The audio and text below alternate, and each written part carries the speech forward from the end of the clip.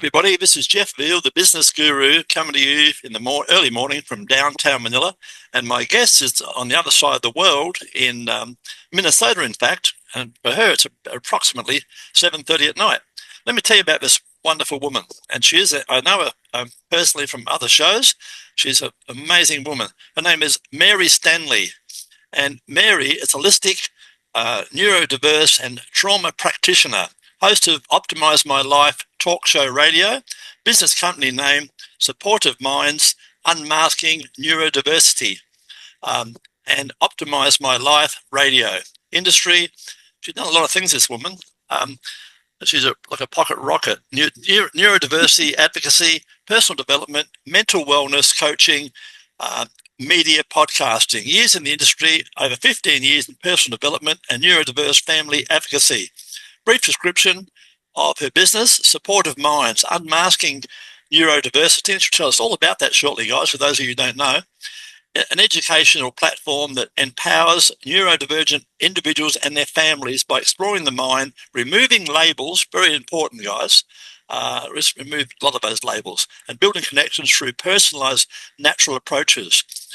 Optimize My Life Radio is a live show that delivers practical tips, inspirational stories, and fresh perspectives to help people turn life's challenges into opportunity. That's all they are, guys. They are opportunities. Every challenge is an opportunity. One bite at a time. Key achievements, creator of Unlocking Connections, Neurodiversity, A to Z workshop series, founder of 𝐌𝐢𝐧𝐮 Space for emotional reset within the Neurodiverse platform, featured episodes, global change maker like Captain Len Kane on unveiling valor, developer of strength-based, doing this one-handed, guys, a bit difficult, developer of strength-based digital tools and resources for autistic individuals and educators. Going on, founder of Adopt a Soldier program, connecting communities with deployed service members, boost morale and send support packages. And more, guys. Supportive initiatives like Kindness Club for Kids, inspired by her autistic daughter, Ariana. And personal model philosophy, removing the mask, embracing the mind. Interesting fact about Mary, she's a veteran, 15-year veteran, amazing, a mother of two amazing autistic children. She knows a lot about it, guys, more than most, and a passionate advocate for reshaping how we see the world through neurodivergent eyes while dancing. I love this. While dancing to Disney songs in the kitchen. Okie dokie. So it's my great pleasure to welcome to the stage Ms. Go back to my top of my screen to Miss Mary Stanley. How are you, Mary? Great. It's an honor to be here today. No trouble. It's been a pleasure to have you. I loved hearing your story. And guys, reach out to Mary, have a chat. If you've got issues or know anyone does have issues, Mary could be the answer to your prayers. You know, she doesn't know it all, but she knows a lot. Right? So, and if I don't, I know where to find it. There you go. So she can help you guys. All right, let's get this started, Mary. Tell us about your journey and what inspired you to pursue your current career path. I guess the children had a big bearing on all that. They did, actually. So my daughter was my discharge gift from the military. That's how I found out I was pregnant. And so she was born with health complications, and it started out as developmental delay. Then came my son, who was great, hit all his milestones early, hit little genius. I mean, he was 6 months old, sitting up, lining up blocks. Wow. Mom's thinking it's great because, you know, I have an OCD kid, which means his sister's a walking disaster. I have the other one that's a neat freak. Perfect.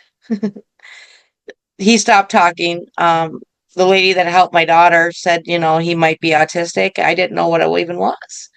Correct. And so we got him tested, and then I started training actually in Australia by an organization and learning what autism was, and I started looking at it differently. So what is now considered the normal sense of treatment for most of the world is something that I started years ago, and it's looking at how the brain's wired. And here in the US, it's about the ABA therapy, and it's a traditional ABA therapy that I call puppy dog training. It's taking a kid and expecting them to learn how to sit and obey commands. Yes. And you get a treat if you do it right. You get swatted if you get it wrong. And I didn't want that for my son. I wanted him to be a kid first and foremost, and I wanted him to develop personality. Granted, it bites me in the butt every day. Always bites me in the butt because he's very good about thinking loopholes and working around the system. I love that. Don't they all? So you have to be. I wear a lot of long sleeve and a lot of collar shirts so I can hide my face because when he says something, he's not wrong. So I can't quite correct him, Yeah. but it's not exactly, you know. Yeah. Tell me, what's been the biggest challenging aspect of your work, Mary, and how have you overcome that? The biggest aspect was getting recognized for what I do in the US. So because of what I do is so against the status norm, because I believe that all children are psychopaths and monsters, which is not a bad thing. Yeah. So all children that are psychopaths and monsters are independent thinkers. They know how to get around everything. I love They it. know how to manipulate for what they need to do. But they're also the children that grew up in a very open, safe environment and can feel safe enough to express themselves. And Yes. that's what I wanted for my kids. And so when I was breaking these ideas, it wasn't heard of here. So I was called everything under the sun. And so I started working overseas for about 6 years before I ever broke into the US market. In the last couple of years, I've really been big in the US market here. Did you actually go down to Melbourne, Mary? Stay in Melbourne? I did not yet. No. It was on mainly on. Not yet. Yeah. So It's all online thanks to all COVID. online. Okay. Tell us about an important moment in your career that changed the direction in which you were going. I guess that's when you had your children. The big part of it. That was part of it, but it was more when I first started.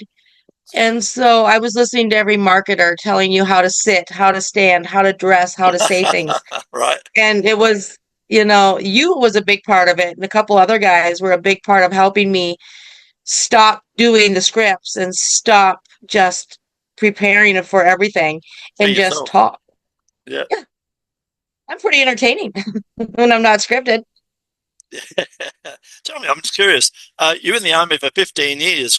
And thanks for your service. But what made you leave the army? It's 15 years is a long haul. It's not like 2 or 3 years. 15 years is a lifetime, a quarter of our life in general.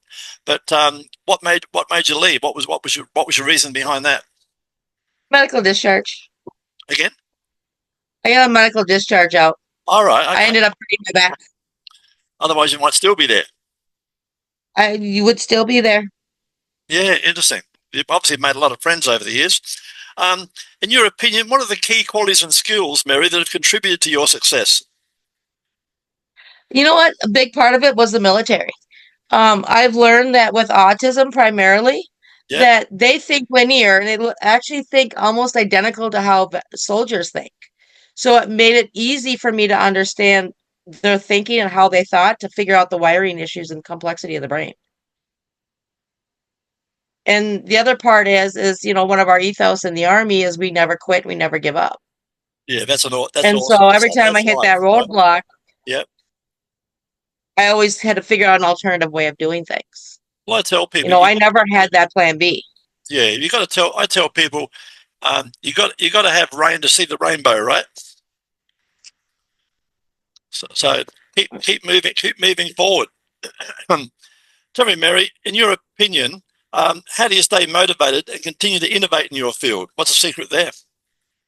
The big thing is watching my son and both my kids, from taking a boy that was nonverbal, banging his head on the wall, being locked in himself, to at the age of 5, starting to talk, to at the age of 9, full sentences, using pronouns, becoming extremely sarcastic.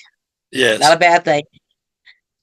Seeing these progresses, hearing that I love you once in a blue moon, giving you hugs and kisses out of the blue, and just wanting to be around you from isolation. Yeah, lovely. And that's why I always tell parents, everything I recommend is something I would either do on my kids or I've tried on my kids. Or you've done it. Yeah, correct. That's important. You've done it. Tell us about a recent project or achievement you're particularly proud of, Mary. I have a client that I'm working with. His son is 23 years old. And so he kept saying he's nonverbal. And I was explaining to him he is verbal. He's talking one way or another. But he actually is now coming out of his shell when I was coaching him to where he's answering questions, but he's doing it in a sarcastic manner. So right now he's still very limited. So it's a yes and no thing. Yep. And so he was asking his son, can you do this? Well, he kept saying yes. But he's not doing it. He looks at me and I go, you didn't ask him to do it. You just asked him if he could do it. Yes. He's just screwing with you now. Now ask him if he'll do it. And he asked him and he goes, no. I go, see, he ain't gonna do it, but at least he can do it. Yeah, interesting. They play little games by the sound of it. Tell me, what advice would you give someone who happened to be in your footsteps and just starting out on the journey? What would you tell them? First of all, the biggest thing is you don't need that degree in psychology. What you need is to learn is neurology and understanding how the brain's wired. And there's plenty of classes that are very low in cost that are still great to learn the basic fundamentals that you need, but also following your instincts. Yeah, common sense. If It's common sense. yes, but it sometimes when it comes to kids, common sense doesn't always work. Uh-huh. So, like for instance, kids are supposed to eat fruits and vegetables. They're supposed to eat healthy. Yes. But with autistic kids, the misconception, when they tell you that all kids will not starve themselves, that's wrong. Right. All typical normal children won't starve themselves. Yeah. An autistic child will. Wow. And so instead of and understanding why that they don't eat certain foods like fruits to them, you could have an apple. Yep. It's a red grape, red Honey Crisp apple. This apple and this apple, same kind, same tree, could taste different. So for them, fruit is not always a thing because it tastes different depending on which one you have in your hand. Yes. Amazing. And then a lot of sensory issues when it comes to food. So, it's playing the game of give and take and teaching them to want to eat foods and allowing them to eat what they will eat and modifying it to make it better. Yeah, everything in moderation. Yeah, amazing. Looking ahead, what are your goals and aspirations for the future, Mary? My goals are to get some laws changed here, and especially in the U.S., about some of the forms of treatment that is deemed acceptable, that should be considered child abuse. Yeah. Another thing is, my biggest goal is to be able to talk at Johns Hopkins University at their annual meetings with which is one of the cutting edge places for autism. Yeah, lovely. Yes, nice lofty goal here. Mary, tell people who are watching this podcast or listening, what's the best way to reach out to you and find out more about you and your awesome work and the subject, or get some help from you? What's the best way to do that? The best way would be to either email me or find me at on the Skilar Universe and any other social media platform. Yep. But I'm most active on the Skilar Network. Right. And LinkedIn? I am not as often as I should be. Oh, but you're there at least. That's the main thing. I'm there at least, yeah. Mary, what is your email, by the way? It is mary@supportiveminds.info. Right, lovely. Mary, before we wrap it up, I've learned a lot about you about our preamble we had before the show, but tell us a fun fact about yourself that most people don't know. That I am actually autistic. Is that right? Mm-hmm. Wow, so it certainly runs in the family, huh? It is, and one of the causes is genetics, but I went and got tested about 1.5 years ago after I was watching my kids, and they were like this, and they were like this, and I was like this growing up, and I was curious on why I always struggle with certain things. Yeah, it's interesting because I can't even pronounce it, let alone say it. ADHD or whatever it's called. I think everybody's got it. I can't sit still for 5 minutes. And I find it hard to focus. And I'm a typical entrepreneur. I've got to have, even though one's making a lot of money and two are losing money, I've got to have 3 things on the go at once. I'm not satisfied with one. So I hear you. Believe me, I hear you. Mary, you've been an awesome guest, and I loved hearing your story. It was quite surprising, certain aspects of it. So once again, thanks for being on the show today, Mary. It's been educational, and like I say, anyone wants some help, Mary's always available for a virtual cup of coffee. Reach out to her, guys. She doesn't bite. She's a bit feisty, but she doesn't bite, I promise. Once again, thanks for being on the show, Mary. Thank you. It's an honor to be here.